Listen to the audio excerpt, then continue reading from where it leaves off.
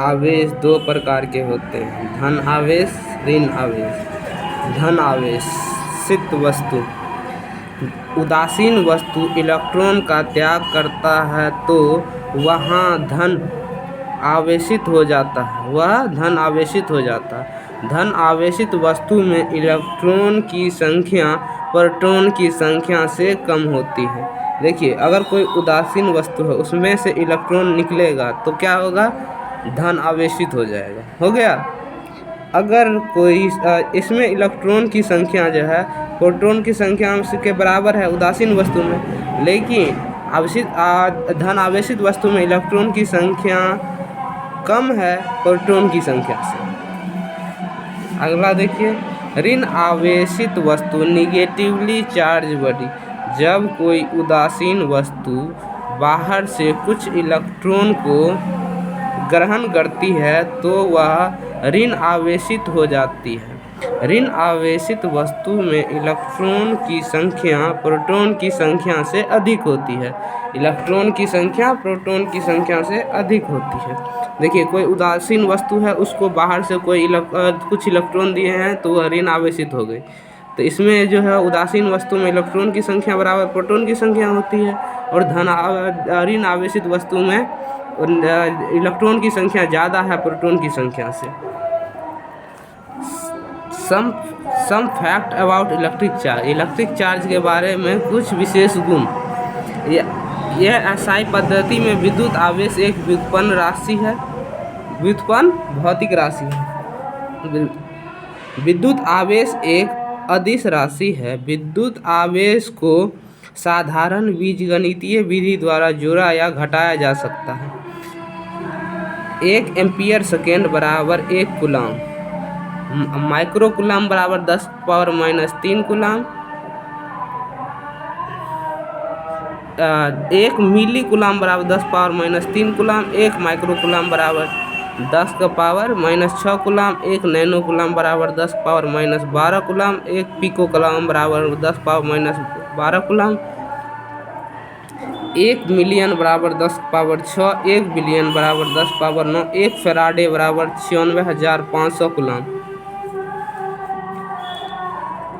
विद्युत आवेश का SI मात्रक कूलाम होता है। 1 एम्पीयर सेकेंड बराबर 1 कूलाम।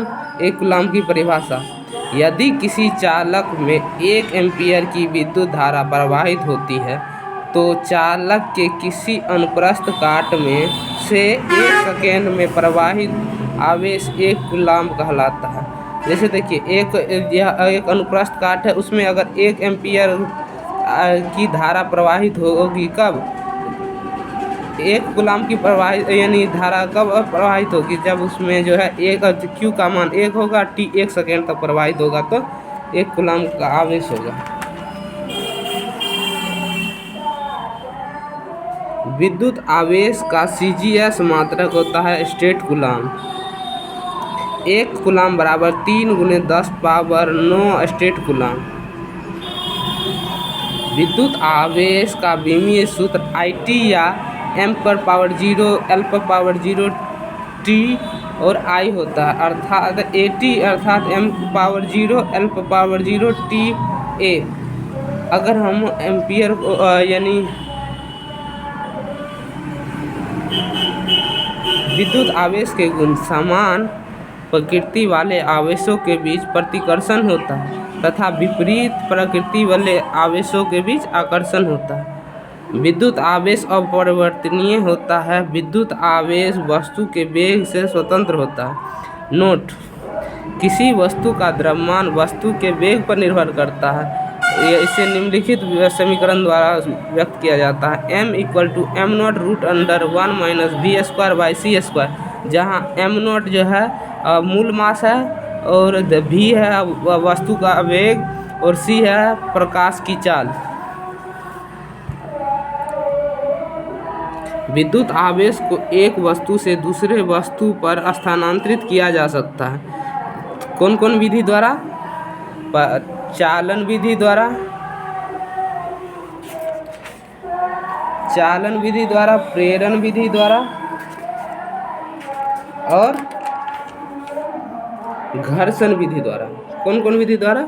चालन विधि द्वारा, घर्षण विधि द्वारा और प्रेरण विधि द्वारा।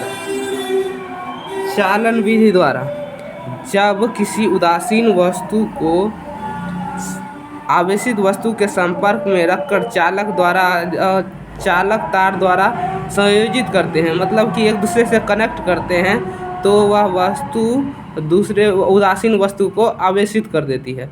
देखिए, एक धनावेशित वस्तु है, उसको उदासीन वस्तु के संपर्क में एक कनेक्टर से कनेक्ट कर दिए हैं, तो दोनों आवेशित हो गया, सेम चार्ज है, दोनों इक्वल चार्ज हो जाता है।